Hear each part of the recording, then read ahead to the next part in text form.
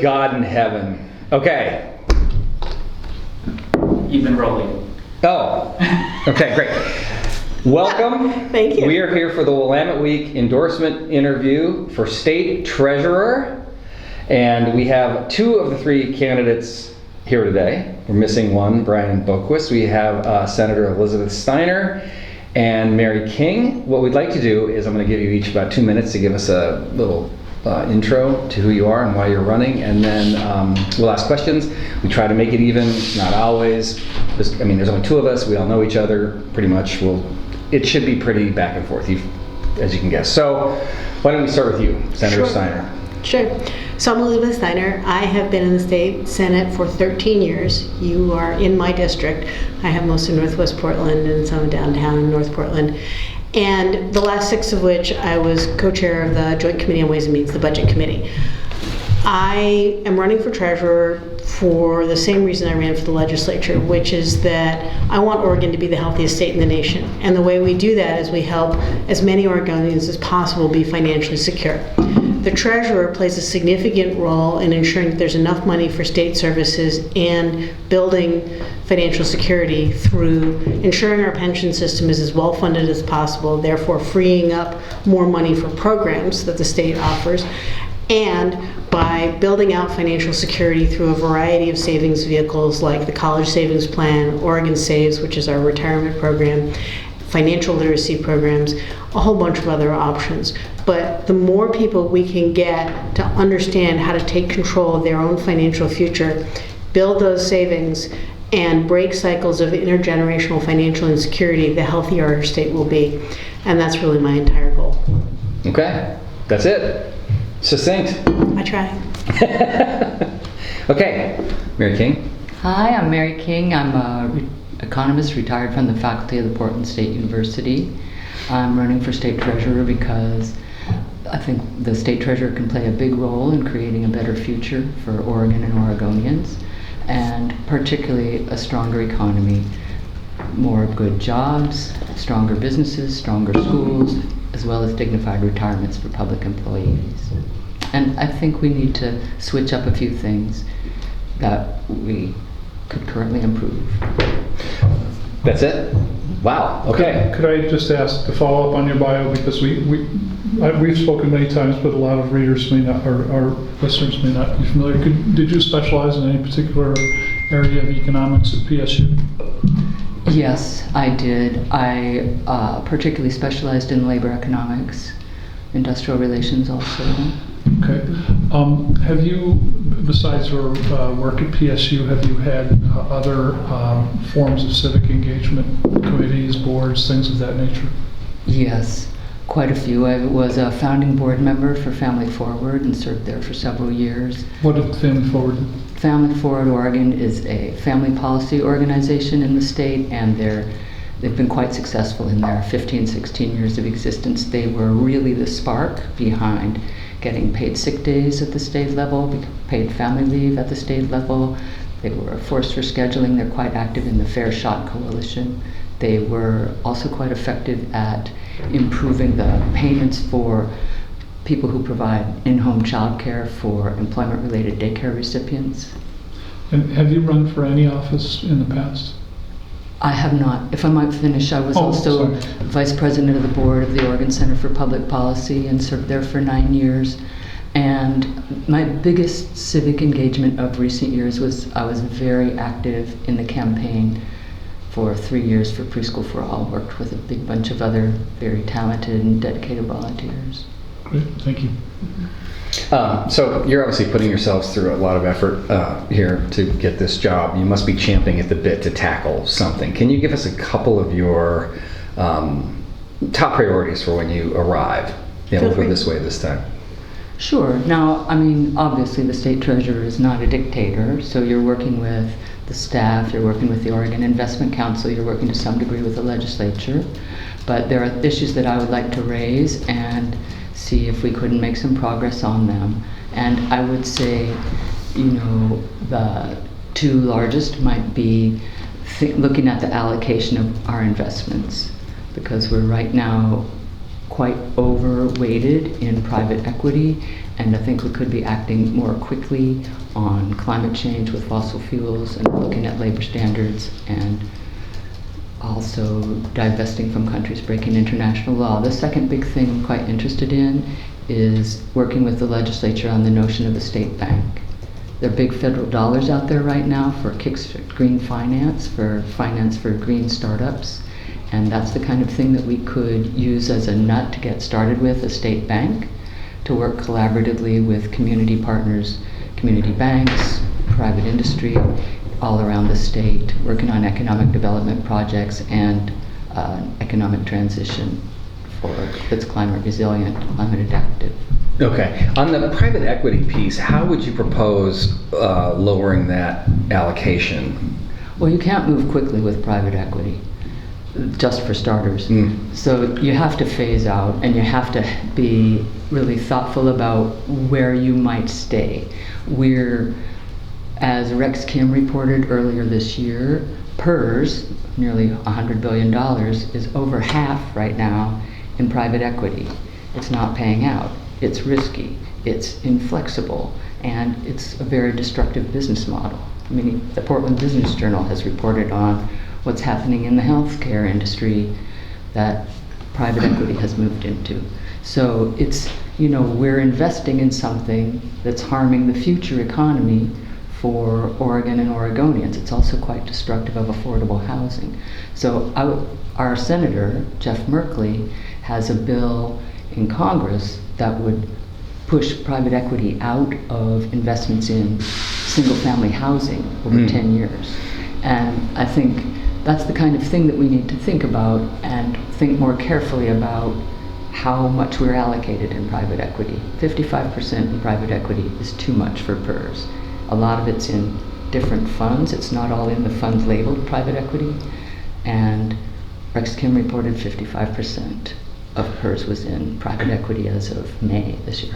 Could you just clarify, you both spoke in your opening remarks about the importance of retirement security, or I'm paraphrasing. So there's a lot of, I think, debate and discussion about the role of the treasurer. Is the role of the treasurer to maximize returns, or to help the OIC maximize returns for retirees, or is it to also engage in whatever the acronym you'd like to use is, but socially responsible investing? It is, you have a fiduciary responsibility to the beneficiaries. That fiduciary responsibility does not mean getting maximum dollar for your investments. It means loyalty to the beneficiaries. So that includes the kind of thing that affects the economy that recipients and their family members are living in and will live in the future. Well, okay, so with a sophisticated calculator, you can do a lot of calculations that would allow you to arrive very precisely at the financial return of the portfolio. But the other things that you're talking about are much more difficult to quantify. So I'm interested in how you. So let's say that you make a decision. I think you referenced companies that break international law, or fossil fuel companies. How do you measure the benefit to retirees of decisions in those areas which are more subjective and less easily measured than the return of the portfolio? Well, you probably know that the state treasury does not make individual investment decisions themselves. They consult, they contract with several fund managers.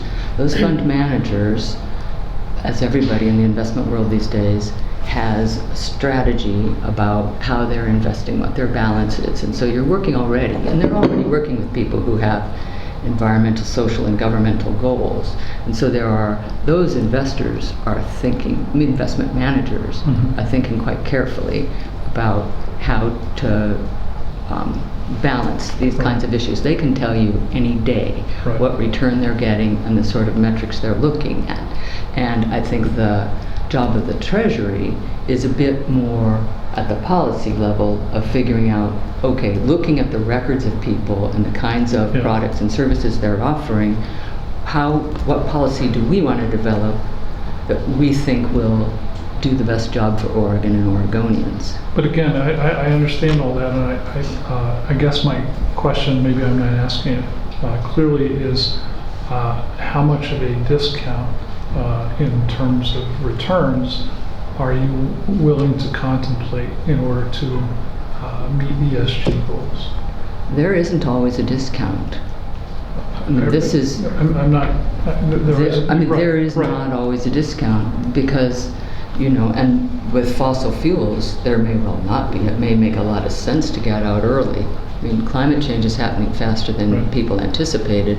There's going to be a rush. I hope there will be a rush. Otherwise, we're just going down, Mm-hmm. So there will be a rush. We can get out now. Well, we can get all of our money out and try to be in some growth areas and be thinking about the kinds of things that will provide family wage jobs locally or invest locally with a state bank. We can, we can balance some of these sorts of decisions, but I mean, when you look at some of the returns and whatnot of the more socially responsible investment houses, they're not operating at a discount. I just want to come back. The figure you used for private equity was what percent? 55%, I think, was what Rex Kim was cited at in May. Okay, I have June. Well, that's quite possible. And I don't think it's much different from May, actually. And in June, it was 28.4%, which is above the target of 17.5 to 27.5. So I don't know if he's including real estate in No. there. No, what he's talking about in that quote is the private equity fund No, this isn't a quote. That's the sheet. Yes, the fund they have that is for private equity, their goal is 15 to 25%. They've been at something like 28. But the rest of the private equity is hidden in the other funds. So you're Real saying estate is of in the the other global funds. portfolio, 55%. So it's in fixed The global income and real portfolio- estate, Yes, and there's quite a bit in real estate. so the real estate might include private equity as well. Oh, it does. Okay. Do you have a take on that? On private equity? Yeah. Sure. Ms. King's correct that many private equity firms are, by definition, to some extent, looking to maximize profit over the short term, and can, therefore, some of them, behave in what I personally would consider, and I think you would agree, are somewhat problematic ways when it comes to extracting the maximum value, whether that means treating workers badly or raising rents to a point where people can't afford them. I do not think that private equity has to be that way. I think if you structure it correctly, if you look at, for example, Harvard, which has an enormous endowment in the 100-something billion, I don't know how many hundreds of billions of dollars, they've insourced all of their private equity. They do it all internally. And So wait, does that mean that they have their own corporation that does private managing? equity. So they have like the GP on these Yes. things? Wow. Okay. Yes. They employ 200 people to do it. They do. They do. And they make different decisions than some of the traditional private equity. So we are not at the level just in Oregon where we could do this on our own. And I'm not necessarily saying that we would, although in theory we could get together with several other states and make a decision to do something analogous. But what I am saying is we do have to think about these things, because if you ultimately, there's different ways that you can hurt the population and the economy of Oregon. You can hurt it by not getting the returns you need, because it's not so much, to what Nigel was saying, it's not so much that we won't pay our retirees, because we will. That's never the question. We have plenty of money to pay the retirees. The question becomes, what percentage of public employer budgets goes towards paying down the unfunded liability, right? When our pension fund isn't doing as well, public employers have to pay more to help keep the pension fund where it needs to be, and that means less money goes to direct program. That means fewer teachers in the classroom, that means fewer troopers on the highways to keep us safe, that means fewer caseworkers in child welfare, right? So the issue is not, are we going to pay our retirees? That's never the question, thank goodness. We are more than solvent to do that. The issue is, how do we do with the pension fund to make sure that we can lower the percentage that current employers have to pay in on an ongoing basis and free up more tax dollars to go toward direct program? So, to get back to the question of private equity, at the moment, we have to figure out, if we're going to try to extract ourselves, how do we do that without losing an enormous sum of money? I'm not sure that there's an instant path. I mean, Mary said it herself, you can't do it quickly. You do have to think about it. And I think it's very important that we ask some tough questions, not only about our current investments, but as we think about private equity in the future, and that we explore options to engage in private equity analogs, if you will, or something that looks like private equity, but that's still socially responsible and still focuses on getting the returns. If you look at the traditional business literature, if you're looking at just single corporation public equity, right? The business literature is pretty clear, for example, that treating employees well is actually good for your bottom line, right?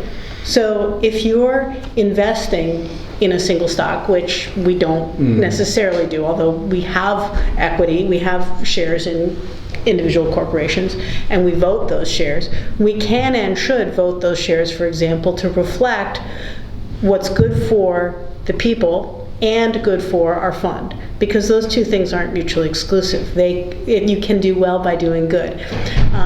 And so we have to be thinking about questions like that as we move forward to ensure that we're congruent with our values about how we think employees should be treated, how corporations should be interacting with the environment around them, and still maximize our returns to reduce the amount that public employers are paying in to free up more money for program.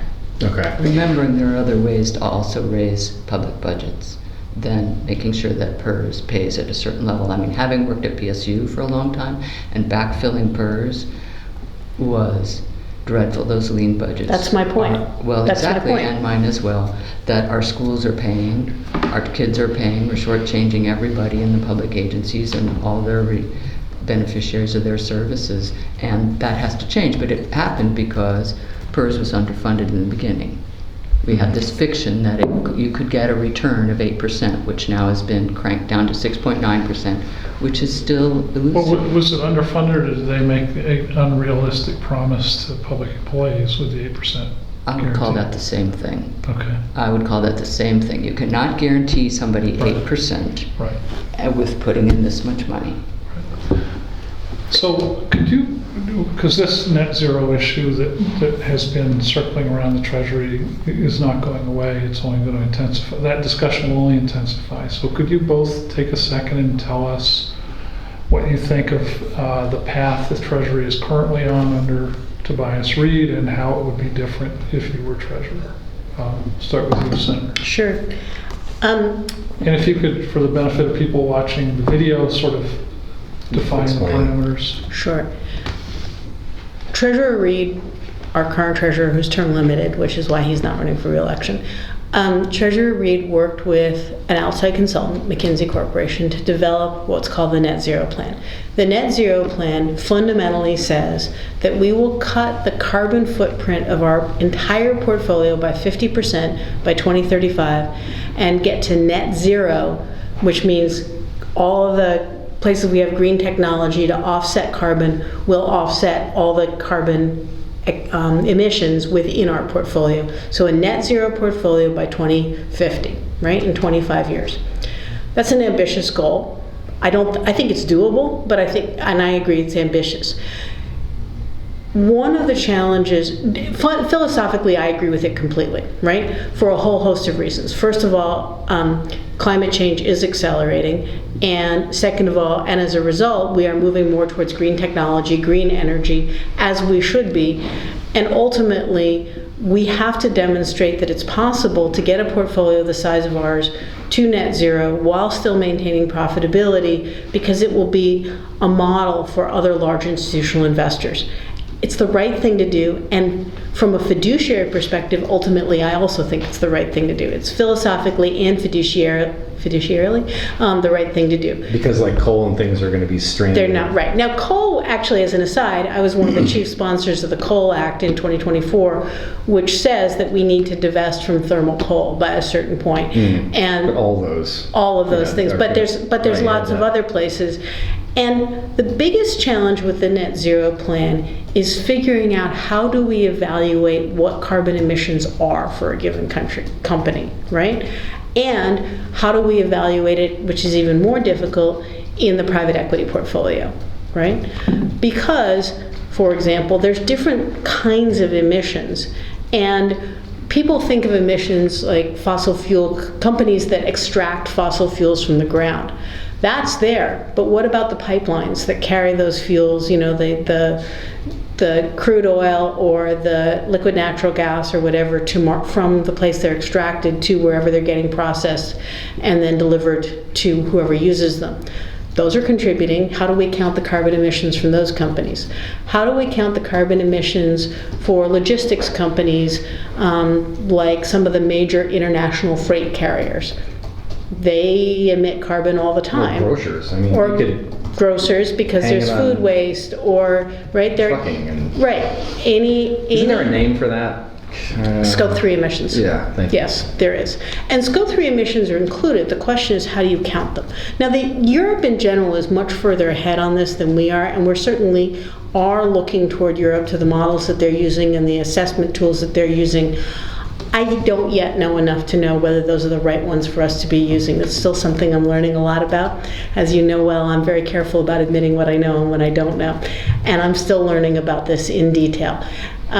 What I do know is that the Oregon Investment Council has asked Makita and Aon, two of our current external portfolio consultants, to look into this further and to figure out what this would mean, implementing this plan would mean for the funding level of the pension fund. Those reports won't be available until the end of this calendar year, so I don't know what they're going to determine. I understand there's some understandable anxiety about making these moves because people who do investments are by nature, and as they should be, small c conservative, which means that they tend to like what they know. And I'm not blaming anybody for that. I'm just saying that it's hard to get over the hump of the place where we want to move into having much lower carbon portfolio, right? And we have to have a consistent methodology we can use to assess the level of emissions of any given company. So, do I think that philosophically it's the right thing to do? Yes. Do I think that in the long term it's the right thing to do? Or not even long term being actually relatively short, 10-ish years, in terms of the actual funding level of the pension fund? Yes. Do I know exactly how we're going to get there? No.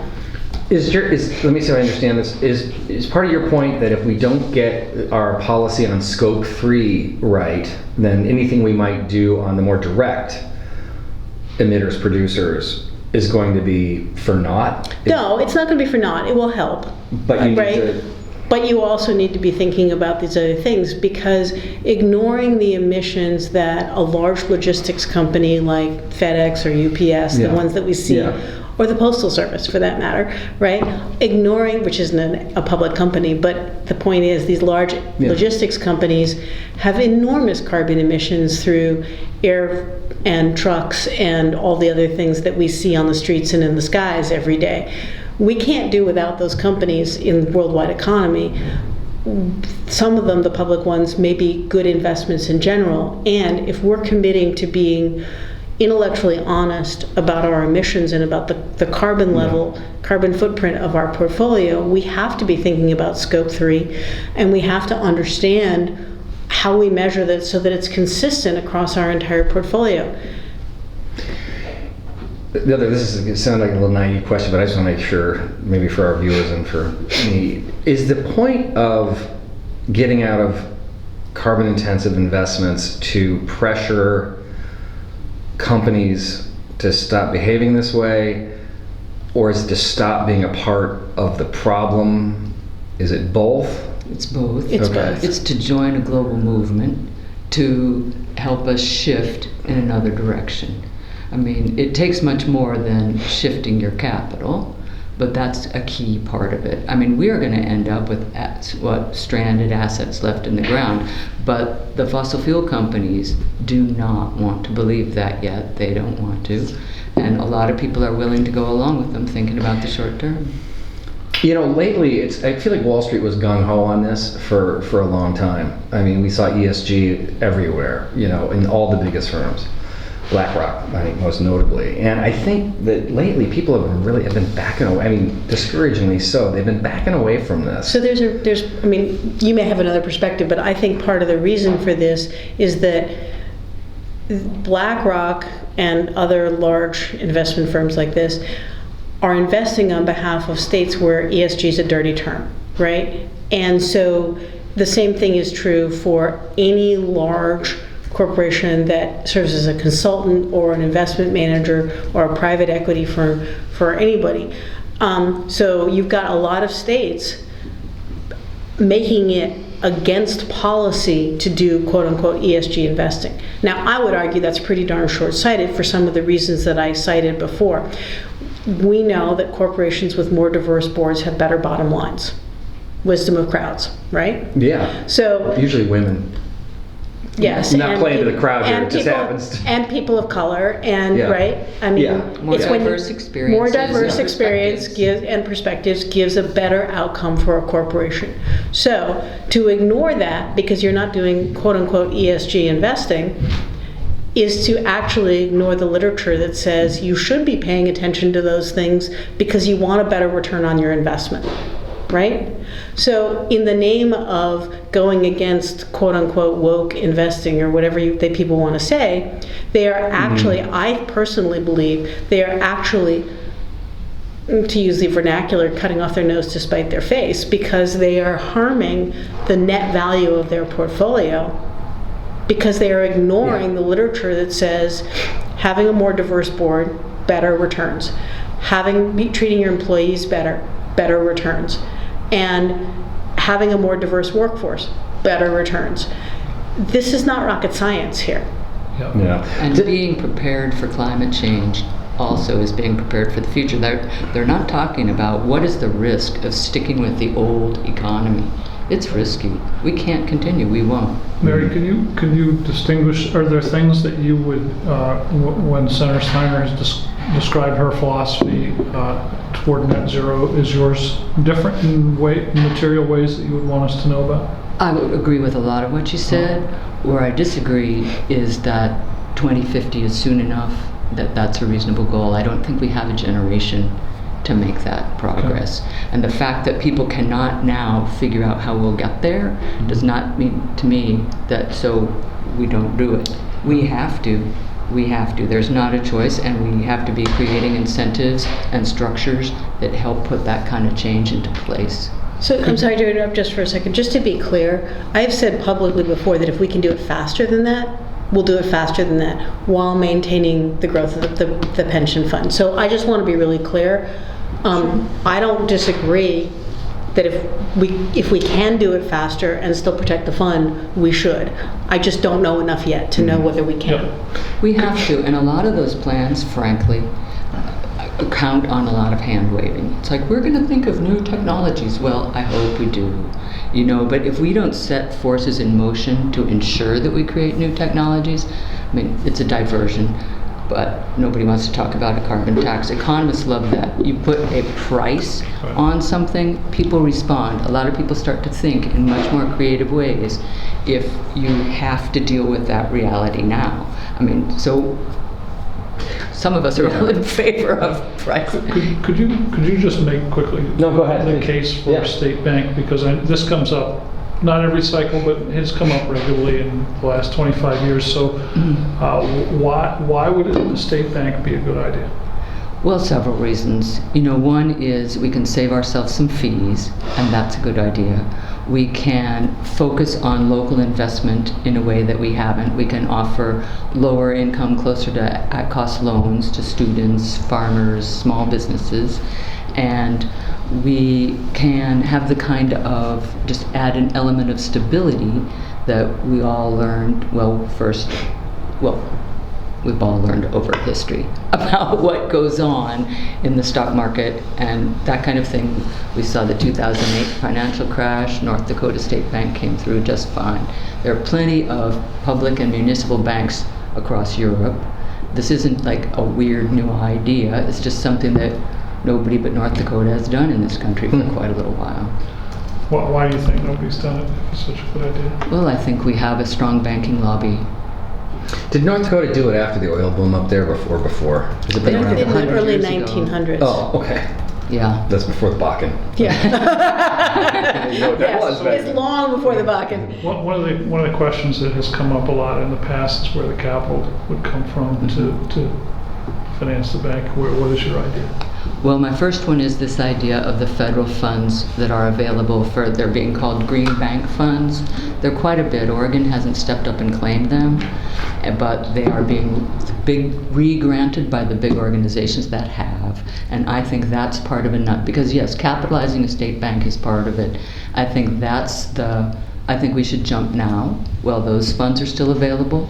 And there's also the potential of bonding or this kind of thing. Anything that's you can create a revolving fund for to get started. So you paid close attention to the news. The news over the past 20 years is replete with stories of state agencies like the Oregon Department of Energy making disastrous loans, of the legislature granting the Betsy tax credits, of Prosper Portland making a series of bad loans or bad investments. And some of them are because they didn't appreciate the risk properly. Some of them are because they loaned to people who weren't bankable, or loaned to people for political reasons that had nothing to do with their creditworthiness or the viability of their projects. So, I mean, a state bank that offers subsidized products in a local area sounds wonderful for many of the obvious reasons, but what we've seen over time is that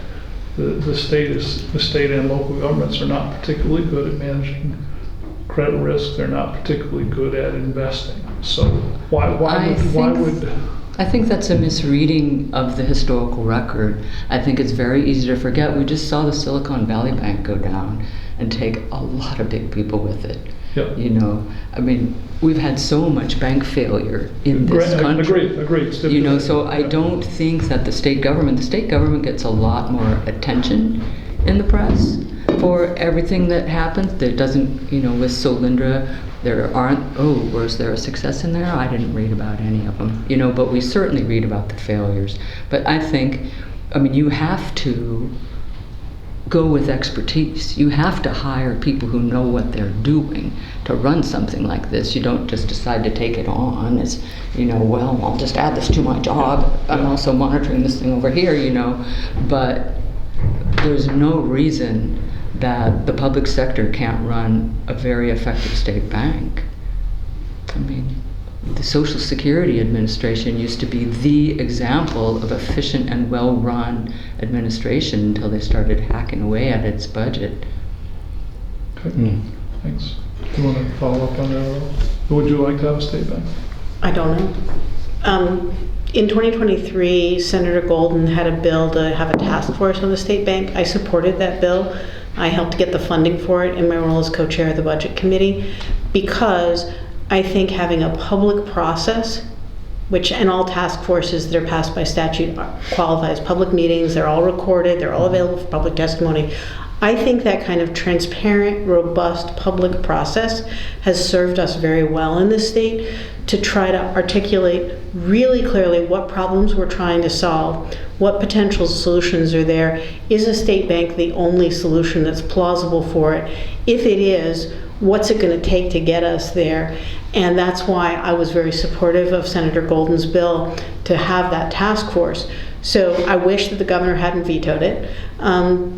She has her reasons, I don't know. And I would hope that Senator Golden would bring something like that back, because I do think that a robust examination of this question in a very non-theoretical, Oregon-specific way is a very reasonable thing to do. If it turns out that there are problems that the only way to solve them is with a state bank, and that it's viable for us to move forward with it in a way that will protect us from the concerns that you quite rightly raised, Nigel, and where we can find the capital to start, I'm fine with that. But in general, I'm a very pragmatic person, and my time in the legislature has made it even clearer to me. Be really clear what the problem is, and be really clear what your options are to solve the problem. And if you don't need new statute or a new institution or a new program to do it, but can adjust existing ones, then do that, because let's not clutter things up. I don't know the answer, because we haven't had that kind of a robust process yet. So I'm not. Nobody could argue with that. And if you look at the wording in that bill, I mean, there were a lot of well-specified kinds of topics Yep, to think about. that's why I supported and reasons it. to think Do you about. think the banking lobby, which I share your mistrust of, do you think they got to the governor and asked her to veto it? Do you have any? I've heard a number of theories on why the governor vetoed that bill. Okay. But I think it was a smart bill. I think I talked to Mark Gamba about it. I think it was a good way to go, to create a public process, to suggest the various topics.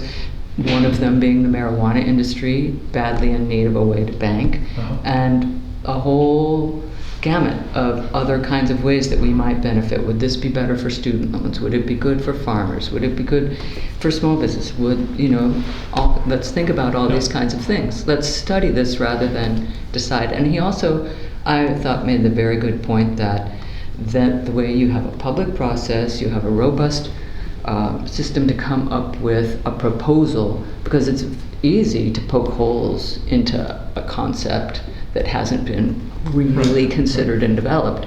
But if you get a bunch of people together to think it through. Forgive my ignorance, but it sounds like you named some features. That sounded to me like what you might get from a credit union. What do you get with a state bank that we're not getting from credit unions or, other alternative institutions that aren't Bank of America? Financing on a bigger scale, Okay. and more with public interest at the heart of it. Okay. Yeah, it makes sense. Forgive me, when did you get in the race? How long ago? I was nominated in July by the Working Families Party, this July. This July, okay. Did you get in because you felt that the other two candidates were not sufficiently in tune with Oregonians' needs? And do you worry that having, I think you two probably agree on more than either of you do with Brian Boquist. Are you concerned that maybe you become a spoiler and that Brian Boquist ends up the treasurer? I'm not concerned. I think Senator Steiner's a very strong candidate. If you've seen her endorsement list, it's about as long as my arm. And I'm not concerned about that, but I do think it is important to have a wider range of ideas being discussed and talked about. And I think it's important also for people operating in our public sector, to elected officials particularly, to understand what there might be political interest and appetite for that has been a bit discounted. So, in addition, you've talked about the state bank. We've talked a lot about net zero. What are the other ideas that are not currently part of the Treasury's policy or part of Senator Steiner's plank that you would want to make sure we are thinking about? Well, one, I think, that has been put forward more recently by the Oregon Forestry Research Institute is that we shift our thinking about our state forests, which are under some obligation to raise funding for the Common School Fund, to an orientation toward letting the trees grow big and old and selling carbon credits. So there's now a significant market for carbon credits. We excel at growing huge trees. Right. They can sequester a lot of carbon, and I think it's a good shift and something to think about. Nobody thinks, the state treasurer has a big role in managing the state forests, except for all the to-do about the Elliott State Forest being potentially sold. I think it's a good idea to explore the idea of using some of our state forests for carbon credits? Sure, absolutely. We should be exploring it. What I would point out also is that historically the land board, which is the governor, the secretary of state, and the treasurer, which manages all state lands, has delegated management of the state forest to the Oregon Department of Forestry. And the land board does not make direct decisions about how those forests resources are going to be used. That doesn't mean we couldn't set more policy around that. I just want to point that out to your listeners, that there's some nuance here that's really important. The other thing is that it's important to bear in mind that forests that aren't managed at all are at much higher risk for serious, severe forest fire, especially as our climate gets hotter and trees grow faster and they're drier in the long term, right? So there was an interesting experience out in more eastern Oregon where the Nature Conservancy had 3 adjacent tracts of land, and they let one just grow, forest-led land, they let one grow, they just thinned one, and they thinned and did a prescribed burn in the third, and then a very large fire came through the area, and the one that did the best and left the most large trees standing was the one that had been thinned and had the prescribed burn. Right? So I think if we're going to think about things like using state forests for carbon credits, we're going to have to be very deliberate about how we manage those, because it doesn't do any good to have these big grown trees if they then burn down and release all the small particulate matter and that carbon back into the atmosphere. I'm not saying no. I don't think anybody is advocating that. No, I'm certainly not I'm just for adding some Forestry Research Institute. No. I know, and I'm just adding some nuance. And That's research is a part of the state forest mission. So Could we ask you nobody's both about advocating, we Measure just- 118? all. Yes. How you plan to vote on it and what you think about it? Start with you, Professor. now 118 is 118 is the recriminalizing. 3% Oh. tax on gross receipts. I oppose it. I have opposed it in its various iterations over the years. I was a supporter of Measure 97. I think that was an organized effort with some very clear collective benefit to be gained. I also witnessed, the kind of resistance it created. And so I think it's unlikely to succeed. And I To think succeed in I- terms of I think- in terms of passage or accomplishing the goals that I think it's multiple things. I think it's going to be and is being effectively opposed by the people who feel they would pay it. I think if we raise that kind of money, we should do something transformative with the money. We should put it into the whole gamut of housing needs, healthcare needs, schooling, something like that. I think the amount of money they're talking about per person won't change lives, whereas we can change lives by providing these other things. And I also think they're mistaken in their belief that the neediest people will get it. Undocumented people are not going to be taking benefits from the government. They are leery of what that will mean for their chances for citizenship. Unhoused people, it's ridiculous to think that we can get money into the hands of unhoused people when we don't know who they are and where they are, and we certainly can't protect anybody from theft. Okay, thanks. I'm opposed to it also. I signed on to a public letter opposing it as soon as we knew it was qualifying for the ballot. In addition to everything that Mary said, there are some significant problems. A 3% gross receipts tax, most grocery stores operate at a margin of about 1.5% to 2%, depends on the location and how big they are, but that means that you're going to actually have them operating at a loss. And that means that we're going to have even more food deserts, even more grocery deserts, and people are going to get laid off from jobs. So it's no good to be handing money to people if they're going to turn around and lose their job.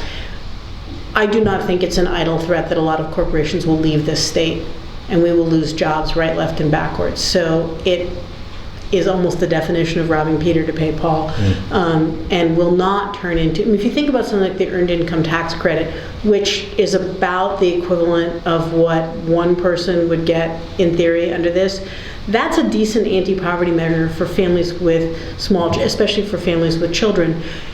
It's very specifically targeted at very low income, much lower income people, as opposed to this, which would give money to people who don't need it.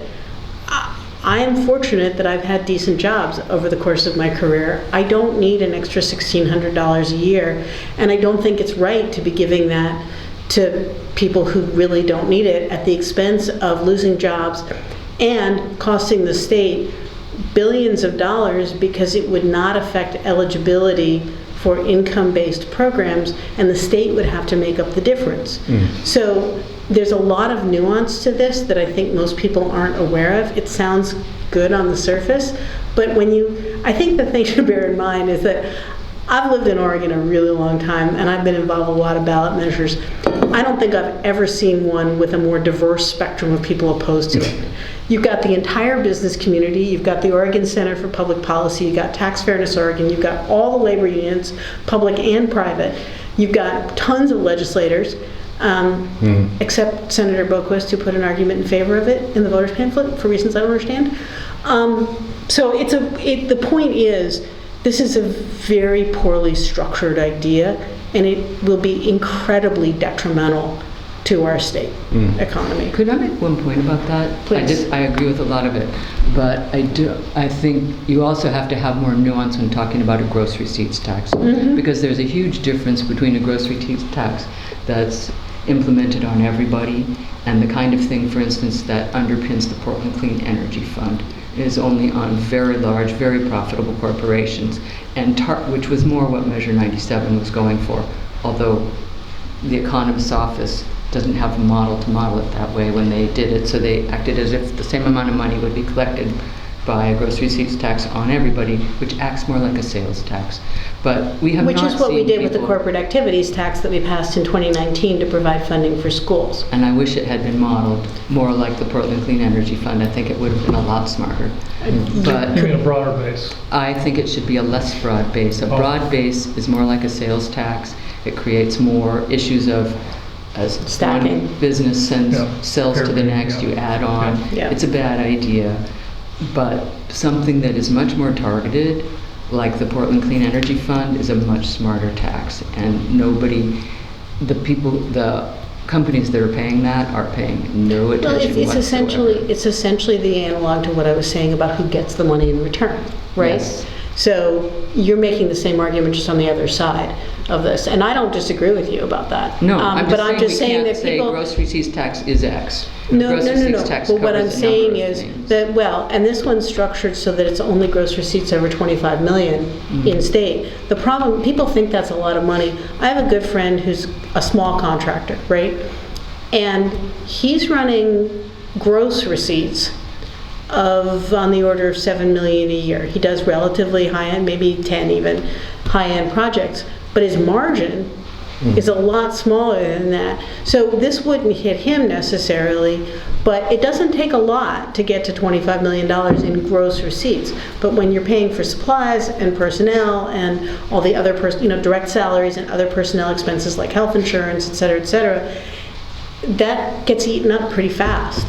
So Can I ask you, from your Ways and Means experience, or maybe other knowledge that you have, there was a time not very long ago when Oregon had a very decentralized finance function. So OHA and DHS and ODOT and other large agencies essentially had their own in-house finance function, and a lot of the transactions they did and the banking they did themselves.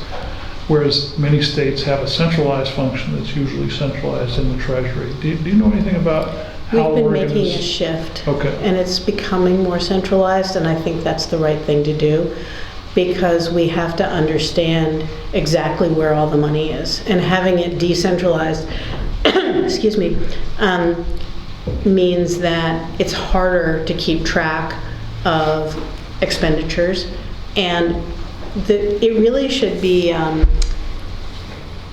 triumvirate, for want of a better term, between Treasury, the Chief Financial Office and the Department of Administrative Services, and Legislative Fiscal Office / the Joint Committee on Ways and Means in the legislature. So it really needs to be a tripartite approach to managing finances.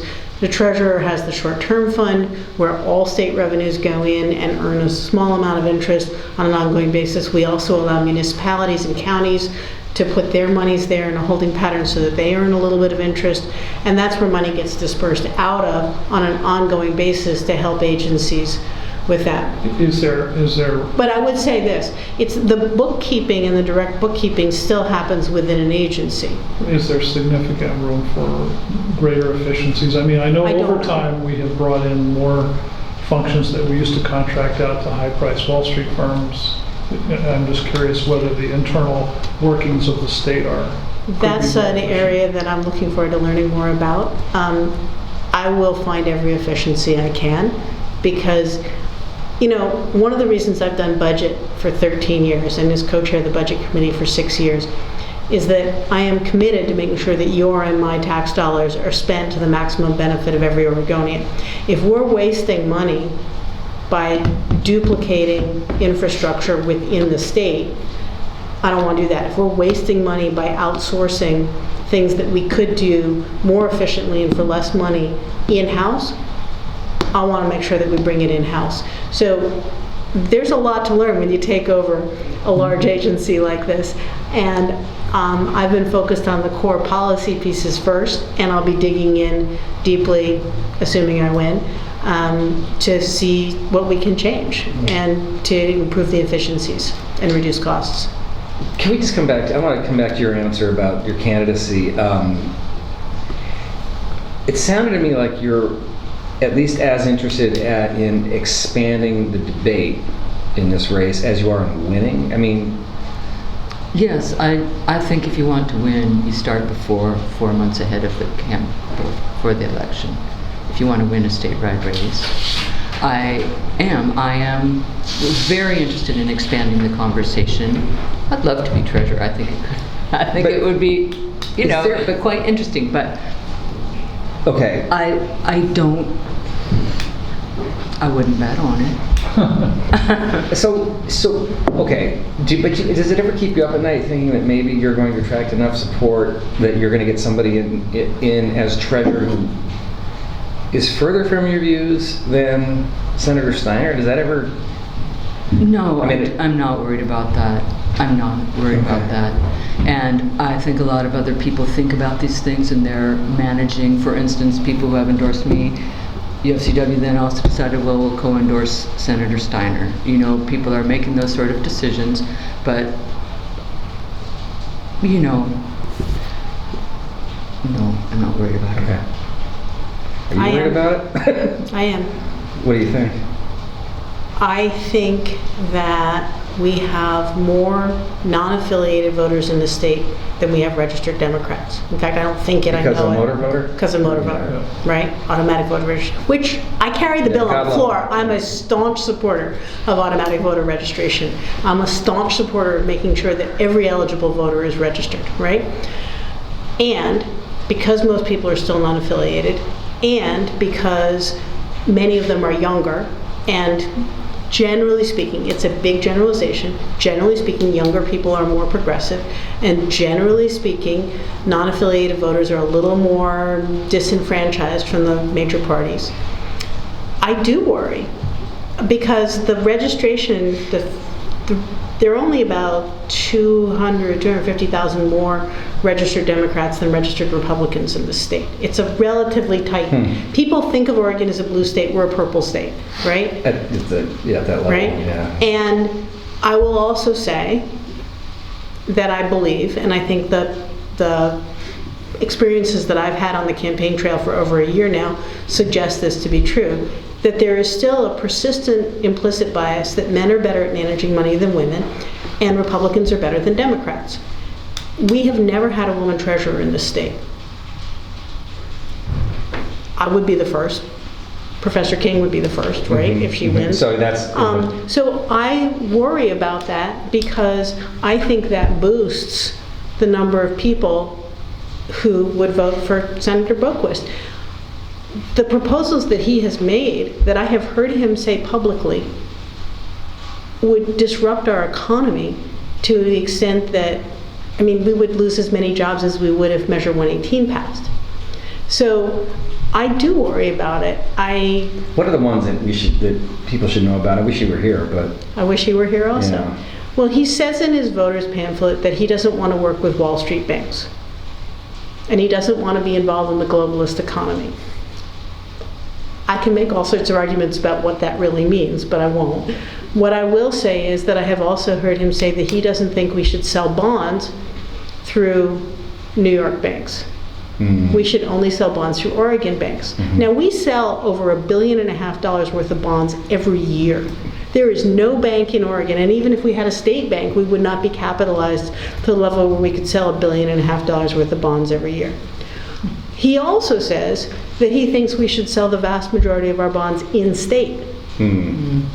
So that the money that's getting paid on the interest on those bonds stays in state. Now, we're a state of 4.2 million people. You cannot sell $1.5 billion worth of bonds into a state of 4.2 million With the people. level of income we have. With the level of income. I mean, unless we were you can't do Monaco it or in something. California. You can't do it in California, right? Which is 33 million Yeah. people No, right, with a right. lot more very wealthy people than we Yeah. have, right? So if you don't sell bonds because you're unwilling to work with New York banks, then there's no construction.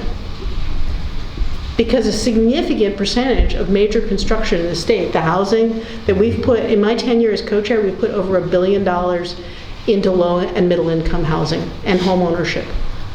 That's all going towards construction. We've got infrastructure projects all over this state, water projects in Eastern Oregon, small community theaters across the state. All of that comes from bonding. Yeah. We don't sell those bonds, those jobs are gone. Yeah, So interesting. that worries me. Yeah, And yeah, yeah. Anything in particular on the Boquist plans that keep you up at night? Apart from the fact that I don't think he'll win, I think he'd have to be very managed in office, and I think he would be. I don't think his staff would go along with any of these proposals, nor would the state economist. well, see, No. because they don't have a choice. I mean, if the treasurer says this is how we're going to sell bonds, The state economist goes with the treasurer to help make the point, to help I get create that. the credit. I get But that. I think there would be tremendous pressure would fall on him to fall in line. That's sort of the argument I've heard about Trump. From Trump supporters, they're like, "Don't worry, this is all. Well, there's he's just that. saying this stuff. He'll." There's that. There's that. I don't know. It's just anyway. We are. Shall we? Yeah. Yes, we're out Shall of we do time. the fun question? Yes, we shall. Okay. Fun question, Fun question. as always. What? This is You your have first the experience. This is experience. your How first fun is the experience. fun with- question? It depends on how fun. Some of them have been This was good. actually fun. Some of them not so My much. fun question got shot down. My fun question. What was your was, fun my question, fun question Anthony? was, what about your? And I don't believe in astrology. God love people if they do. I don't. But if your astrological, what is something about your astrological sign that gets it right about you? Ah. So just think about that one. The real fun question is, what were you in high school? What were you voted as? What was your role? Were you an athlete? Were you a geek? Were you? I mean. Or what particular thing were you Thing known did for? you- yeah, Like, what were you known for? one candidate said he was the worst player on his soccer team and never played it. But he was on varsity because of some nepotism. And we did have a candidate this morning admit that he had stolen an El Camino in high school. That's impressive transparency. I was really impressed. It wasn't just any car. It was an El Camino. Yeah. And they had Well, if you're gonna people- steal a car, at least steal a fancy muscle car. Yeah, and they had people laying down in the back of it and all this stuff. Anyway, Okay, Thoughts? what were you known for in high school, Mary? I cannot come up with a thing about that. where'd you go to high school? Well, most of it in the Silicon Valley. Okay. Mhm. And was there like a yearbook like most likely to X? No. Okay. No, and we were kind of a mixed crew, the hippies and the jocks and the politicos and the theater people were a bit mixed up, so. Was it a smaller school then, or? No, it was Oh, 2000, okay. but I wouldn't say we weren't a movie. This was not Okay, a okay. movie high school, Okay. Okay. All right. So not known for Not- anything. Not known for anything. No, I mean, I was absent the day you got elected to student council, so I was elected. Wait, what? There we go. No, Wait, you couldn't say like. Hello, I Oh my wasn't God. there. We told it. We asked you before if you'd ever run for office. I guess you told the truth. You didn't. Okay. Good. All It right. wasn't, yes, I've been recruited to run for office Yeah. before, let's say that. Okay. What was I known for? Not a whole heck of a lot. No, I was I was pretty socially awkward in high school, and I had my friends, but I was president of the Jewish Students Union. I was co-president. Seems like being co-something is sort of in my story. Having been co-chair of the Ways and Means.